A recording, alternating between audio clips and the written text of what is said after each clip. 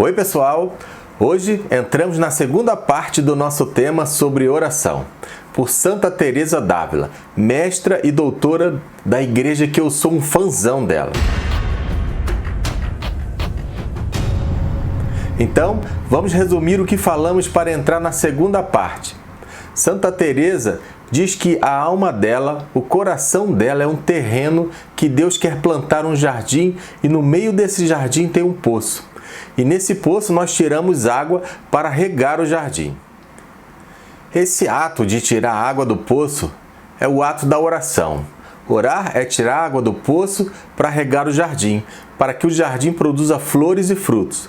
As flores e os frutos do jardim são as virtudes que fazem com que você possa apresentar a Deus uma vida de conversão, uma vida de transformação. Então, ela explica as 4 maneiras de tirar a água do poço. A primeira, jogando o balde e retirando a água. Muito esforço e pouca água. Então, em algum momento você vai cansar, pois você tem que regar todo o seu jardim. E você vai conseguir regar só um pequeno jardim, uns 100 metros quadrados, por exemplo. Não vai conseguir produzir frutos muito saborosos. Você vai começar a conversar com Jesus e criar amizade com Ele, como você conversar com um bom amigo, uma boa amiga, passando suas preocupações, suas necessidades, suas alegrias. O segundo grau de oração é com nora e alcatruzes, que se utilizam de tornos para tirar a água do poço. O esforço é menor e o resultado é muito maior. Então, vai conseguir regar uma área muito maior, como uns 10 mil metros quadrados, por exemplo, e produzir mais flores, mais virtudes, mais vida transformada, mais vida renovada, mais conversão. É um jardim maior. No terceiro grau de oração é quando você consegue desviar um riacho ou arroio para regar esse jardim. Então você consegue, com menos esforço, regar um jardim muito maior, em 100 mil metros quadrados, por exemplo.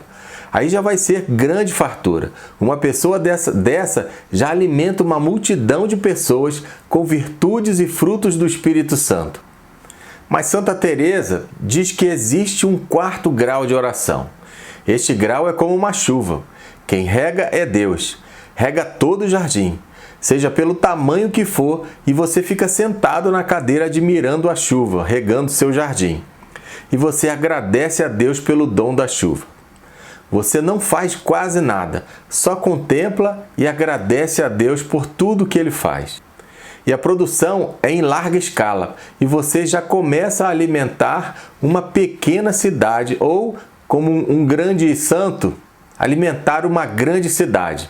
Isso são os grandes santos que vão deixando o seu jardim ser irrigado e vão produzindo milhares de frutos, de caridade, de amor, de fé, de palavra de Deus.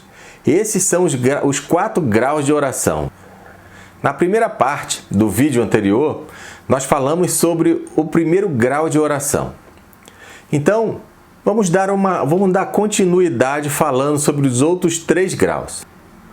Ela diz que você só passa para o 2º grau de oração se você fizer a sua vida girar ao redor da oração, e a sua oração girar ao redor de nosso Senhor Jesus Cristo. Mas Deus só vai dar essa graça se a pessoa demonstrar sinais de fidelidade mínimos. Temos que nos entregar a Deus.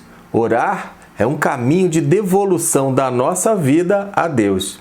A oração é a pedagogia de refazer a nossa vida ferida pelo pecado e devolvê-la a Deus. Esse é o caminho de oração. O 2º grau de oração, Santa Teresa chama de oração de quietude.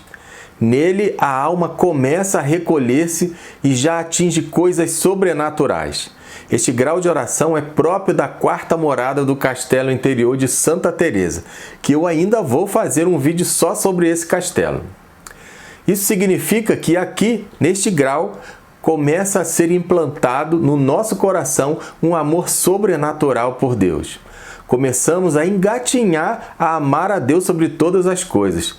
Pois, se não tivermos a graça de Deus, nós amamos mesmo a nossa turma, a nossa esposa, os nossos filhos, a nossa mãe, nós mesmos. Então, com a graça de Deus, começa a brotar um amor sobrenatural por Deus. E este amor começa pouco a pouco a suplantar todos os outros amores. Não que os outros diminuam, mas o amor por Deus vai suplantar tudo. Nós só conseguimos amar a Deus sobre todas as coisas somente se a graça de Deus vier sobre nós. No segundo grau de oração, tudo traz um enorme consolo e exige tão pouco trabalho que a oração não cansa. Mesmo que se prolongue muito, porque o intelecto que age aqui com muita suavidade tira muito mais água do que tirava do poço, quando tirava com um balde. As águas que brotam já vêm com prazer, com pouco esforço nenhum nosso. Então, o que acontece nesse grau de oração? Temos as nossas faculdades, a nossa vontade, a nossa inteligência, a nossa memória, mas quando há essa oração de quietude, a nossa vontade é atraída a Deus. Não são todas as faculdades, vai acontecer progressivamente. No segundo grau de oração, a vontade é atraída a Deus. No terceiro, a vontade e a inteligência são atraídas a Deus. O quarto grau de oração, a vontade, inteligência, todo o resto do ser, inclusive o corpo, também são atraídos a Deus. Agora, eu estou lendo atualmente o livro de Santa Catarina de Sena, O Diálogo. E vejam o que Deus diz conversando com ela, o que ele fala da vontade e da inteligência. Ao criar o homem à minha imagem e semelhança, dei-lhe a memória, a inteligência e a vontade. Entre elas, a mais nobre é a inteligência. Embora seja movida pela vontade, é a inteligência que alimenta a vontade. Por sua vez, a vontade fornece à memória a recordação de mim e dos meus favores. Essa recordação dará à pessoa solicitude e gratidão. Como vês, uma faculdade reabastece a outra, nutrindo o homem da vida da graça. Esse está no livro Diálogo, que eu vou deixar na descrição deste vídeo. Alguns santos alcançaram este quarto grau, como a própria Santa Teresa. Tinham um êxtase e levitavam, eram atraídos a Deus. No segundo grau de oração, somente a vontade é atraída a Deus. Os pensamentos se divagam, se aplicam em outras coisas. A sua memória divaga em várias coisas. Viagem, trabalho, churrasco, etc. A sua memória lembra dos boletos para pagar, dos compromissos. Então, no segundo grau de oração, há essa divisão interior. Às vezes elas acompanham a vontade com a graça de Deus, mas normalmente fazem guerra, mostrando outras coisas. É como se 5 pessoas estivessem em uma palestra, mas só uma vê e ouve. Então, chega uma hora em que começam a conversar entre elas e a fazer todo barulho na sala. Santa Teresa vai dizer que sua vontade está com Deus, mas as outras faculdades estão discutindo e fazendo guerra. Teresa vai dizer que não adianta tentar fazer com que as outras prestem atenção, pois a inteligência não está vendo nem ouvindo nada. As outras faculdades não estão sentindo o que a vontade está sentindo, embora tem dias que as outras faculdades não atrapalham. No segundo grau de oração, a pessoa tem a união de vontade, mas com muita dispersão. Ela entende que uma parte dela está com Deus e a outra está dispersa. Então, vamos ver no terceiro grau de oração acontecer progressivamente essa união com Deus.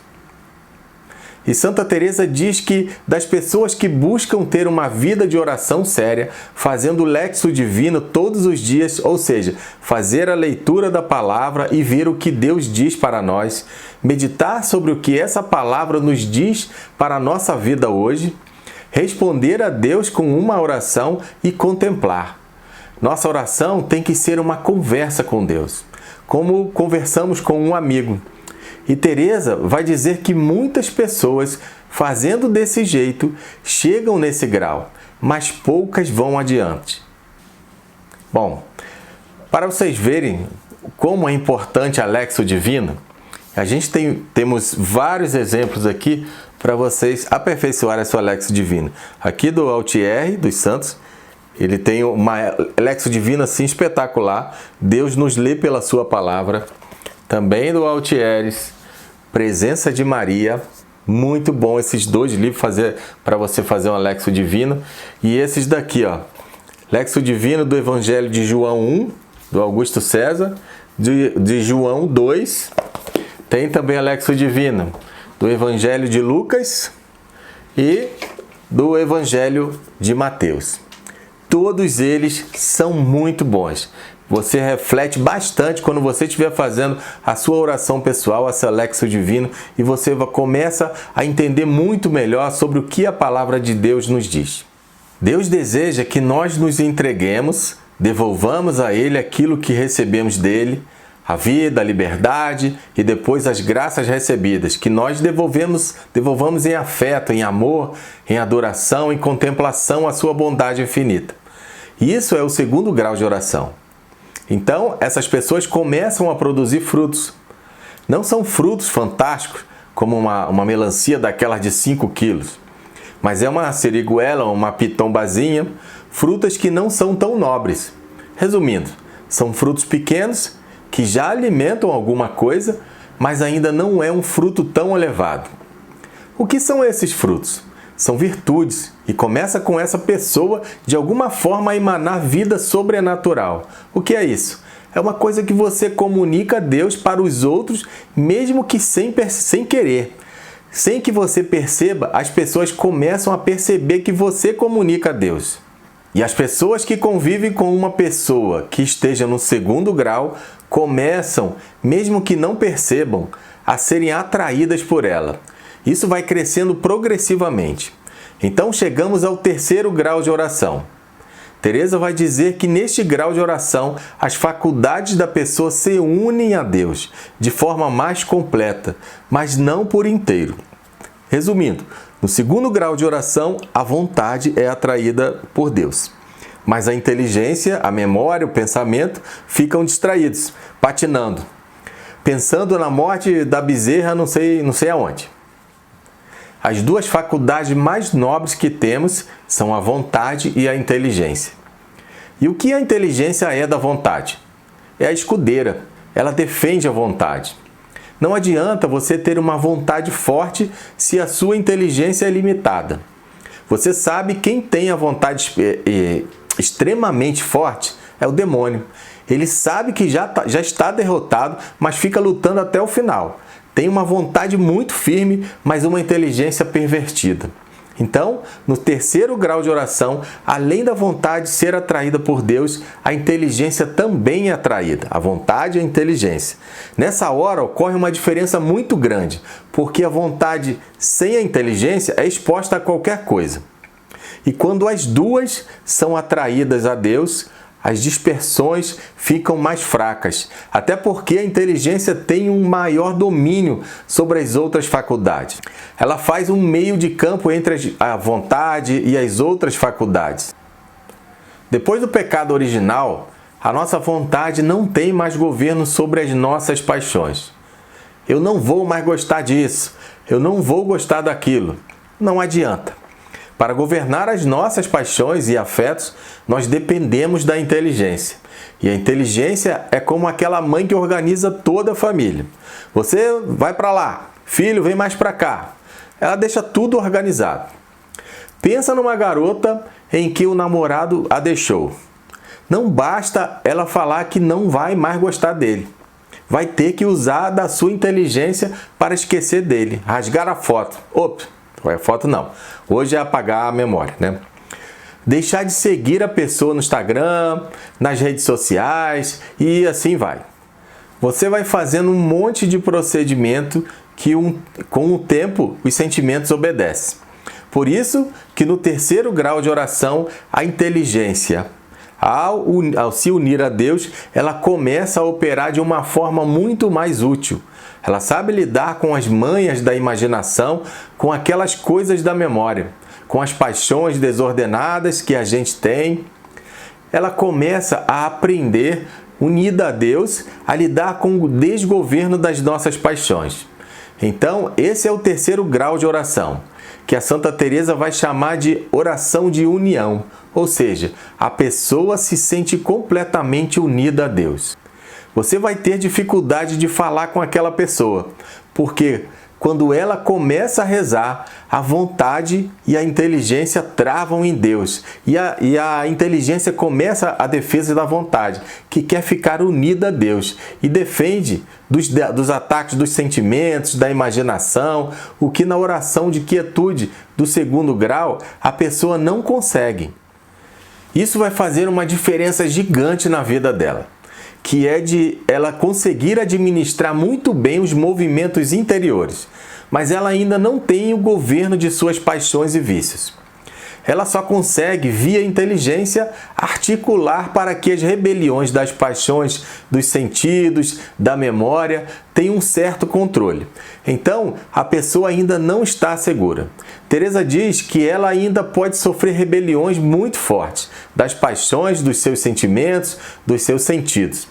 Ela só tem um certo governo político sobre as outras faculdades, querendo sempre um acordo com elas.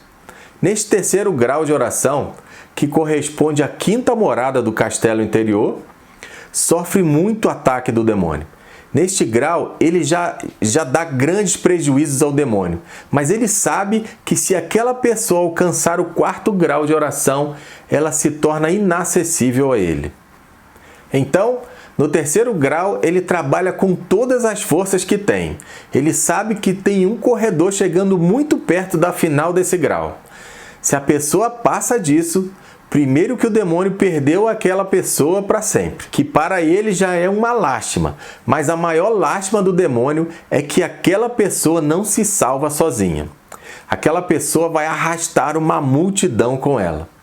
Santa Teresa é do século XVI e pensa quantas pessoas ela já arrastou e arrasta até hoje.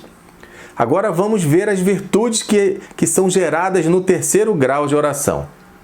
Santa Teresa diz que as virtudes agora ficam mais fortes e a alma não pode ignorá-las, porque vê que se tornou outra e não sabe como. Ela sabe que ela transmite algo que não é ela mesma. Quando essa pessoa chega, as outras pessoas sentem e percebem uma boa presença, uma paz chegando e que ela comunica algo. As pessoas, ao ficarem perto dela, de alguma forma se aproximam de Deus, sentem algum grau de paz, sentem alguma coisa que não pertence a este mundo. Ela sabe que isso não pode ser dela. E Teresa diz que essa pessoa começou a realizar grandes coisas com o odor que as flores exalam. Então, voltamos à imagem do jardim. As flores têm cheiro e quanto mais seu jardim mais florido, mais exalam perfume e mais frutos brotam. Nesse grau, a pessoa está bem adiantada na vida espiritual, mas ainda tem muitos defeitos e são perceptíveis. Ela tem vida sobrenatural, mas ainda falta muita coisa para ser santa. No entanto, neste grau de oração, ela já é muito próxima de Deus e recebe dele uma graça que lhe dá uma vida sobrenatural. A pessoa no terceiro grau percebe que tem algo sobrenatural que Deus me deu e tentei durante 20 anos e não tive. E de uma hora para outra ele quis me dar. Quis me dar porque ele é bom. E no quarto grau e último de oração, que é regado pela chuva, Teresa diz que em todos os graus o jardineiro precisa de se esforçar, mas neste último grau o trabalho é acompanhado de tanto júbilo e consolo que a alma nem considera trabalho. Rezar não é mais trabalho, e sim glória. Aqui a pessoa fica feliz sem compreensão de sua causa. Sabe-se que flui um bem, que traz em si todos os bens, mas não compreende bem, não compreende esse bem. Todas as faculdades se ocupam desse prazer, não fica nenhuma desocupada para se empregar em outra coisa interior ou exterior. Teresa diz que nesse grau a pessoa começa a beneficiar os que estão próximos sem saber. Sem nenhum esforço pessoal, as pessoas têm vontade de tocar nela. Ela exala o perfume suave de Cristo com uma força tal que ela atrai. Ela não precisa mais falar de Deus, porque Deus fala por meio dela, exalando presença sobrenatural. E Santa Teresa faz uma recomendação para qualquer grau de oração. Quem começa a ter oração não deve desanimar, pensando que por voltar a ser mal, seja pior continuar na oração. O pior mal seria deixar a oração e não se corrigir, mas quem não deixar, com certeza voltará à luz. Não importa quando você cair, como cair, que você cometa o pior pecado do mundo. A pior coisa é você deixar a oração.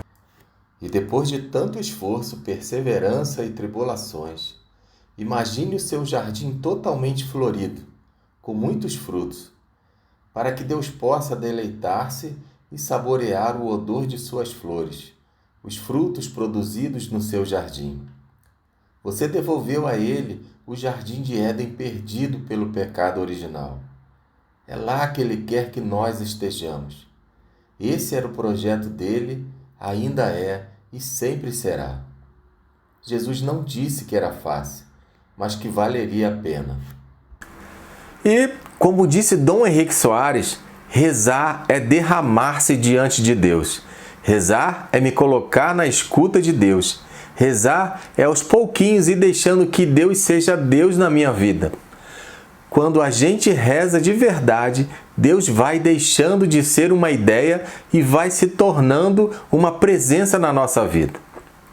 E eu vou percebendo que Ele é o sentido da minha vida, que Ele é o meu rochedo, é o meu batente. E eu vou descobrindo que eu sou somente criatura, frágil, mas sou amado por Deus. Eu estou nas mãos dele.